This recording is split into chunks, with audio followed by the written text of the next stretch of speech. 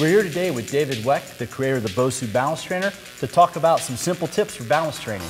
All right, Pete, let's get started. We're gonna start out with simple plank progression. Elbows down. We're gonna lift one leg up outside the elbow, good, to the knee, and then the other leg. What we are doing is we're comparing, contrasting, just one more each side. Comparing, contrasting the left and the right. How are they the same? How are they different? How can we enhance both? All right, come on into one arm, elbow. This is a little bit deeper water in terms of intensity. Let's lower it down. He's cueing with his other hand and lift this all the way up. Give me an elbow drive at the top. So boom, good, look at that rotation. One more, beautiful. All right, back up on both hands. We'd of course do the other side and we would compare and contrast. How is it different? How is it the same? Me as the trainer cueing him to the right adjustments so that he can find it in his own body. All right, let's just lift the knees up here. It's a little bit more challenging than on the elbows. So all we're trying to do is just identify right versus left, and what happens if one side is stronger than the other? Okay, so if one side is stronger than the other, we have a massive clue as to where we can make immediate improvement, okay? We're gonna use the intelligence of the side that can do it well, and we're gonna try to extrapolate that, borrow that in how we're gonna perform it to the other side. All right, go to single hand. We're gonna do that same thing. Bring the wrist a little bit more forward. I like to instruct that the fingers are pointed downhill in on that hand position. And now, good, that elbow drive. How's that feel in terms of the differential? It's tricky. A lot more intense. One That's more. tough. Beautiful. All right, hop up, Pete. We're gonna do now a little progression. It'll look conventional, but the key to this is the correct intention within the body. So Pete's gonna set up, he's gonna put the ankle right atop the center of the dome. So the foot is in that position there, the toes are not engaged on the dome. This foot comes up just a little bit more forward. And so really what we're gonna do here is we're gonna seat him down into a good position, just lower that hip a little bit. So he's flexion in this hip, extension in this hip. I can feel this hip really opening and stretching and firing. Bingo, and we're about to open it even more. So right now he's got the good mechanics of the line through here and he's pressing through the heel here. Now what we're gonna do is he's cued to push through the back foot. Lift this foot off the ground. It's physically impossible to do. So I'm using this leg right now, the quads, the glutes, everything. Hip flexor. So, and we're gonna demonstrate what happens when we come up from this. Now, really tell them what you're experiencing. I'm just feeling this fire. I'm feeling it open up. Beautiful. I can feel I can pop right through my hip. All right, now, flex the knee, or flex the hip. There we go. Whoa! Yeah, it's much looser than it was. And more powerful. Of course, we do the other side. All right, other foot on top. Yeah. Good, good. So we're switching the sides. We'd of course do both on the regular exercise. All right, or on the same exercise. Bring that foot back. We're gonna come down into a deep position right here. Find that. Find that, Pete. You got it? I'm pushing back to the back hip. Doesn't look like he's doing a lot, but he is. Yeah. All right, chopping motion. Here we go. And me as trainer, I can cue, I can stabilize. I cannot, I can. Beautiful. We're gonna throw him in the deep water. Close your eyes, Pete. Make it happen. Whoa. That's okay.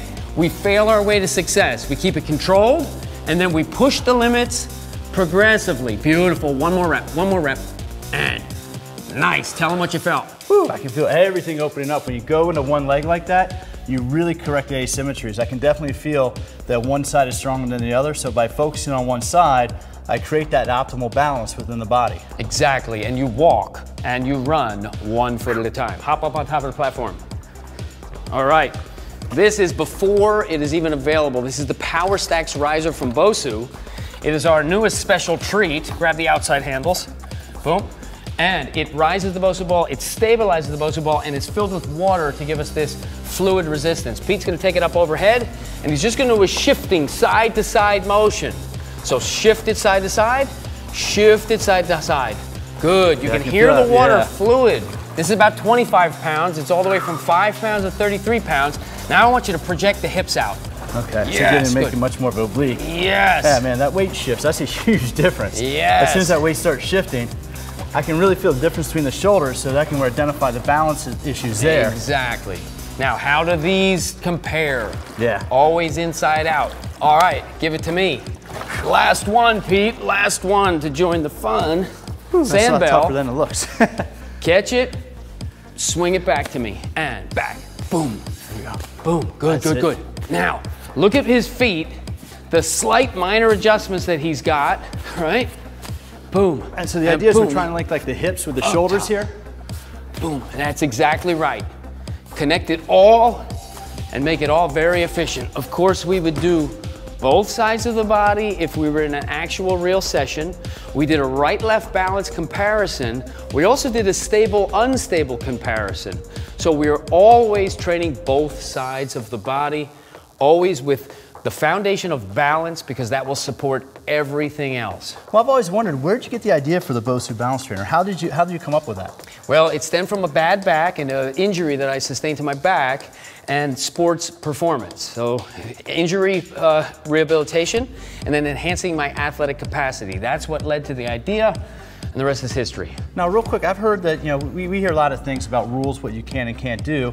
What's the optimal way to use a balance trainer? Is it supposed to be used just dome side up, or can you use both sides? You can use both sides.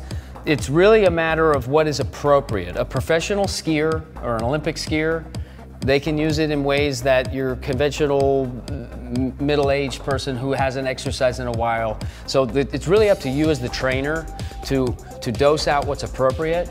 The new Stax riser gives us a whole new category to make the platform side truly safe for anybody. Yeah, this is a lot. I mean, there's some instability here, so I have to work, but it's not nearly as kind of movement oriented as it used to be just on the dome side. So now I can see where the deck becomes much more integrated into what we're doing, especially when working balance. Because I mean, the big thing about balance is symmetrical control of the body. Hey, thanks for your time today, David. Absolutely. And thanks for giving us a few tips on how to use a balance trainer. Thank you, Pete.